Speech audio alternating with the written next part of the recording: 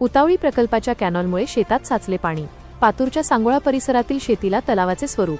पातूर तालुक्यातील सांगोळा परिसरात उतावळी प्रकल्पाच्या कॅनॉलमुळे पावसाचे पाणी थेट शेतांमध्ये साचल्याने अनेक शेतकऱ्यांच्या खरीप पिकांचे अतोनात नुकसान झाले आहे। पाणी साचल्यामुळे सांगोळा परिसरातील अनेक एकर शेतीला चक्क तलावाचे स्वरूप आले असून पिके पाण्याखाली गेल्याने शेतकरी वर्ग मोठ्या संकटात सापडला आहे।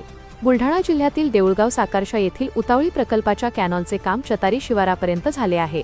मात्र या कॅनॉलमधील पावसाच्या पाण्याचा योग्य निचरा होण्यासाठी कोणतीही योग्य व्यवस्था करण्यात आलेली नाही। त्यामुळे पावसाचे पाणी कॅनॉलमधून बाहेर पडून थेट लगतच्या शेतांमध्ये घुसले आहे।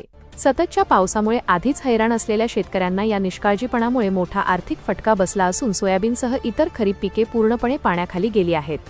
शेतकऱ्यांचे मोठे नुकसान। या पुराच्या पाण्याचा फटका जगन्नाथ आप्पाजी कठाळकर, संतोष जाधव, जयप्रकाश डिवरे, गोविंदा तायडे, स्वप्नील जाधव, अश्विनी वहिले यांच्यासह परिसरातील अनेक शेतकऱ्यांना बसला आहे। हातातोंडाशी आलेला घास या निसर्गाच्या आणि प्रशासनाच्या अनास्थेमुळे हिरावला गेल्याने शेतकऱ्यांमध्ये तीव्र असंतोष पसरला आहे।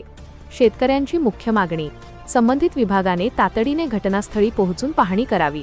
कॅनॉलमधील पाण्याचा योग्य निचरा करण्यासाठी कायमस्वरूपी उपाययोजना करावी। नुकसानग्रस्त शेतीचे तातडीने पंचनामे करून योग्य भरपाई द्यावी। आमरण उपोषणाचा इशारा।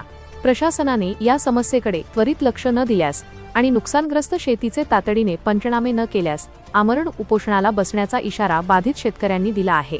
आता संबंधित विभाग यावर काय पावले उचलतो याकडे सर्वांचे लक्ष लागले आहे।